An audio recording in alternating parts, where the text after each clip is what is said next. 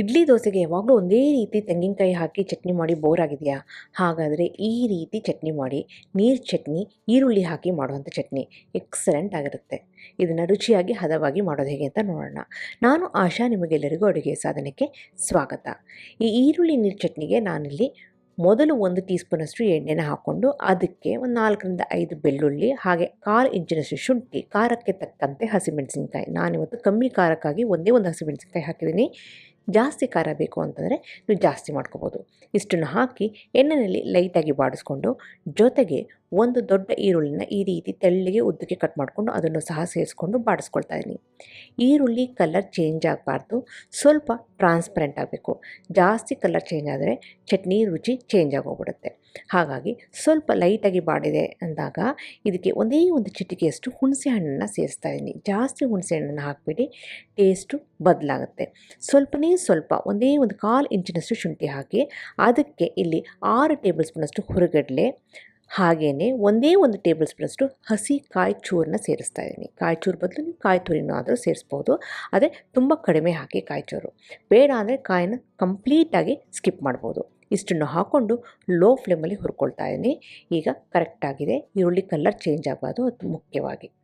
ಇವಾಗ ಇದೆಲ್ಲ ಆರಿದ ಮೇಲೆ ಮಿಕ್ಸಿ ಜಾರಿಗೆ ಹಾಕ್ಕೊಂಡು ಇದಕ್ಕೆ ರುಚಿಗೆ ತಕ್ಕಷ್ಟು ಉಪ್ಪನ್ನು ಸೇರಿಸಿ ಸ್ವಲ್ಪ ನೀರನ್ನ ಹಾಕಿ ಇದನ್ನು ನೈಸಾಗಿ ಪೇಸ್ಟ್ ಮಾಡ್ಕೊಳ್ಳೋಣ.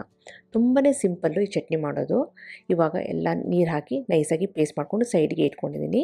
ಈಗ ಅದೇ ಪ್ಯಾನಿಗೆ 1 ಟೀ ಸ್ಪೂನಷ್ಟು ಎಣ್ಣೆ ಹಾಕಿ ಒಗ್ಗರಣೆ ರೆಡಿ ಮಾಡ್ಕೊಳ್ತಾ ಇದ್ದೀನಿ.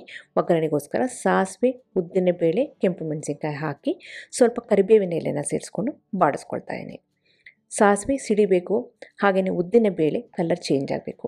ಅದಾದಮೇಲೆ ನಾವು ಪೇಸ್ಟ್ ಮಾಡ್ಕೊಂಡಂಥ ಚಟ್ನಿನ ಹಾಕ್ಕೊಂಡು, ಜೊತೆಗೆ ಇಲ್ಲಿ 4ರಿಂದ 5 ಟೇಬಲ್ ಸ್ಪೂನಷ್ಟು ಸಣ್ಣ ಈರುಳ್ಳಿ, ಸಾಂಬಾರು ಈರುಳ್ಳಿ ಅಂತ ಬರುತ್ತೆ ನೋಡಿ, ಅದನ್ನು ಸಣ್ಣದಾಗಿ ಕಟ್ ಮಾಡಿಕೊಂಡು ಸೇರಿಸ್ಕೊಳ್ತಾ ಇದ್ದೀನಿ. ಈರುಳ್ಳಿನ ಲೈಟಾಗಿ ಈ ರೀತಿ ಬಾಡಿಸ್ಕೊಂಡಾದರೂ ಸೇರಿಸ್ಕೋಬೋದು, ಇಲ್ಲ ಚಟ್ನಿ ಎಲ್ಲ ಮಾಡಿ ರೆಡಿ ಆದಮೇಲೆ ಕೊನೆಗೆ ಹಸಿದಾಗೂ ಹಾಕ್ಬೋದು. ಅದು ಜಾಸ್ತಿ ಬಾಡಿಸ್ಬಾರ್ದು, ಈರುಳ್ಳಿ ಲೈಟಾಗಿ ಬಾಡಿಸಬೇಕು. ಈ ರೀತಿ ಮಾಡೋದ್ರಿಂದ ಏನಾಗುತ್ತೆ ಅಂದರೆ ಚಟ್ನಿ ತಿನ್ನಬೇಕಾದ್ರೆ ಬಾಯಿಗೆ ಈರುಳ್ಳಿ ಸಿಕ್ಕಿದಾಗ ರುಚಿ ಚೆನ್ನಾಗಿ ಬರುತ್ತೆ. ಇವಾಗ ಇದಕ್ಕೆ ನೀರನ್ನ ಸೇರಿಸ್ಕೊಳ್ತಾ ಇದ್ದೀನಿ. ಚಟ್ನಿ ನಿಮಗೆ ಯಾವ ಹದದಲ್ಲಿ ಬೇಕೋ ಅಷ್ಟು ನೀರನ್ನು ಹಾಕ್ಕೊಂಡು, ಈ ಹಂತದಲ್ಲಿ ಏನಾದರೂ ಉಪ್ಪು ಕಡಿಮೆ ಇದೆ ಅಂದರೆ ನೀವು ಉಪ್ಪಿನ ಪುಡಿನ ಹಾಕ್ಕೊಂಡು ಮಿಕ್ಸ್ ಮಾಡ್ಕೋಬೋದು. ಈ ಚಟ್ನಿನ ಕುದಿಸ್ಬಾರ್ದು.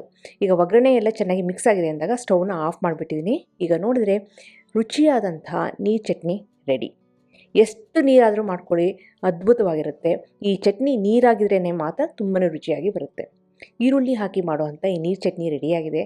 ಸಾಫ್ಟ್ ಆಗಿರೋ ಅಂಥ ಇಡ್ಲಿ ಜೊತೆ, ದೋಸೆ ಜೊತೆ ತಿನ್ನೋಕ್ಕಂತೂ A1 ಆಗಿರುತ್ತೆ. ತುಂಬಾ ಸಿಂಪಲ್ಲು. ಯಾವಾಗಲೂ ತೆಂಗಿನಕಾಯಿ ಚಟ್ನಿ ಮಾಡಿ ಬೇಜಾರಾಗಿದೆ ಅಂದರೆ ಈರುಳ್ಳಿ ಹಾಕಿ ಈ ರೀತಿ ನೀರು ಚಟ್ನಿ ಮಾಡಿ ಸೂಪರಾಗಿರುತ್ತೆ. ನಿಮಗೆಲ್ಲ ಈ ರೆಸಿಪಿ ಇಷ್ಟ ಆಗಿದೆ ಅಂತ ಅಂದ್ಕೊಂಡಿದ್ದೀನಿ. ಖಂಡಿತವಾಗ್ಲೂ ಟ್ರೈ ಮಾಡಿ ಹೇಗೆ ಬಂತು ಅಂತ ನಾನು ಕಮೆಂಟ್ ಸೆಕ್ಷನ್ ದಯವಿಟ್ಟು ತಿಳಿಸಿ. ಹಾಗೆ ನೀವಿನ್ನೂ ಅಡುಗೆ ಸಾಧನಕ್ಕೆ ಸಬ್ಸ್ಕ್ರೈಬ್ ಆಗಿಲ್ಲ ಅಂದರೆ ತಡೆಯಾಗಿ ಈಗಲೇ ಸಬ್ಸ್ಕ್ರೈಬ್ ಆಗಿ ಪಕ್ಕದಲ್ಲಿರುವ ಬೆಲ್ ಬಟನ್ ಕೂಡ ಟಚ್ ಮಾಡಿ. ನಿಮಗೆ ವಿಡಿಯೋ ಇಷ್ಟ ಆಯಿತು ಅಂದರೆ ಲೈಕ್ ಬಟನ್ನ ಕ್ಲಿಕ್ ಮಾಡಿ, ಫ್ರೆಂಡ್ಸ್ ಆ್ಯಂಡ್ ಫ್ಯಾಮಿಲಿ ಜೊತೆ ಶೇರ್ ಮಾಡಿ, ವಾಟ್ಸಪ್ಪಲ್ಲಿ ಶೇರ್ ಮಾಡಿ. ಮತ್ತೊಂದು ಇಂಟ್ರೆಸ್ಟಿಂಗ್ ರೆಸಿಪಿಯೊಂದಿಗೆ ಭೇಟಿ ಆಗ್ತೇನೆ. ಅಲ್ಲಿವರೆಗೆ thank you, bye, see you.